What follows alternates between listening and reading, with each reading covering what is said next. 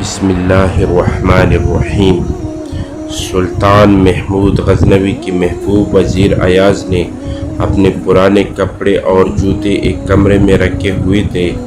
وہ روزانہ اس کمرے میں جاتا اور اپنے پرانے کپڑوں اور جوتوں کو دیکھ کر کہتا، اے ایاز قدیر خود شناس۔ اس سے ایاز اپنی قدر پہچان، بادشاہ کی خدمت میں آنے سے پہلے تیری یہ اوقات تھی۔ پیون لگے ہوئے یہ کپڑے اور جوتے تو پہنتا تھا۔ اپنے موجودہ مرتبے پر ناز ہو کر اپنے اصل کو نہ بھول جانا دیکھنے والے بھی قیامت کی نظر سے دیکھتے ہیں۔ اس کا روزانہ اس کو ٹٹڑی میں جانا بلا کب تک پوشیدہ رہ سکتا تھا۔ دوسرے امراء وزیر اس سے حسد کرتے تھے۔ انہوں نے محمود کے دل میں شبہ ڈالنے کی کوشش کی اور کہا کہ ایاز نے ایک کمرہ زبردست تالوں سے بند کر رکھا ہے، کسی کو اس کے اندر جانے نہیں دیتا اور نہ ہی کسی کو بتاتا ہے کہ اس میں کیا بند ہے۔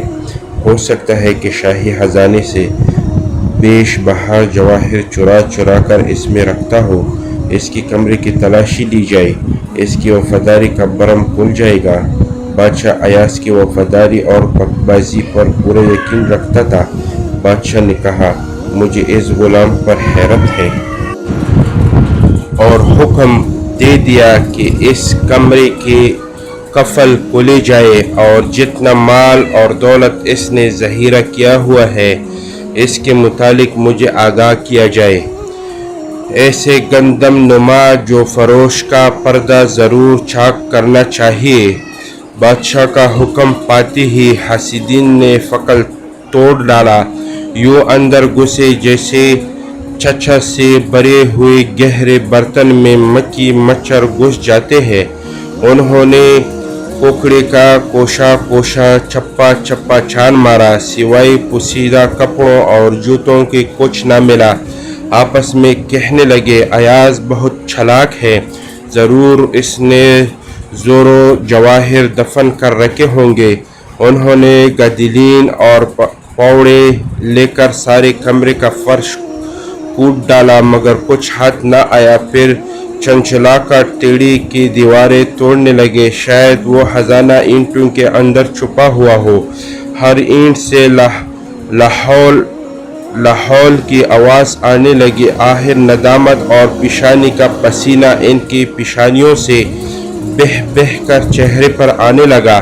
ان کی گمراہیوں اور بےہودگیوں کا ثبوت وہ گڑے اور ٹوٹے ہوئے دیواریں تھیں جنہیں ان حاسدین نے حسد کی آگ میں اندھے ہو کر گرایا تھا۔ اس بےہودہ کارروائی کے بعد انہیں یہ خوف اور دامن گرا ہوا کہ بادشاہ کو کیا جواب دیں گے۔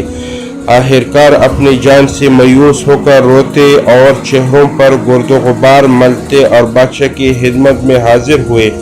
بادشاہ نے پوچھا، تم نے یہ کیا حال بنا رکھا ہے اور وہ مال اور دولت کہاں ہے جو تم ایاز کی کمرے سے ٹوٹ کر لائے ہو؟ تمہاری صورتوں پر وحشت کیوں برس رہی ہے اور تمہارے رخساروں کا خون کون چرا کر لے گیا ہے؟ بادشاہ کے ان کلمات کی تاب نہ لا کر سب کے سب حسد بادشاہ کے قدموں میں گر پڑے۔ ان میں اتنی ہمت نہ رہی کہ بادشاہ کے روبرو کھڑے رہتے۔ سلطان نے ارشاد فرمایا، میں نہ تمہیں چھوڑوں گا نہ سزا دوں گا۔ یہ معاملہ ایاز کی ثوابدید پر ہے، کیونکہ تم اس کی ابرو سے کھلے ہو۔ گہرے گاؤں اس نیک دل کی روح پر لگی ہے۔ سلطان محمود غزنوی نے ایاز کو طلب کر کے فرمایا، اے نیک بدبخت، تو اس امتحان میں سرخرو نکلا۔ یہ جرم تیری ہے اور تجھے پورا اختیار ہے، انہیں جو چاہے سزا دے۔ ایاز عرض کرنے لگا، اے بادشاہ، حکمرانی تھی کوہی زیبا ہے، جب آفتاب اپنا روح روشن دکھاتا ہے تب ستارے نابود ہو جاتے ہیں۔ سلطان محمود بادشاہ کہنے لگا، یہ تو بتاؤ تم ہر روز اس کمرے میں اکیلے داخل ہو کر کیا کرتے ہو؟ اس پیچ سے ہمیں بھی تو آگاہ کر، تجھے ان پرانے کپڑوں اور پوشیدہ جوتوں سے کیا وابستگی ہے؟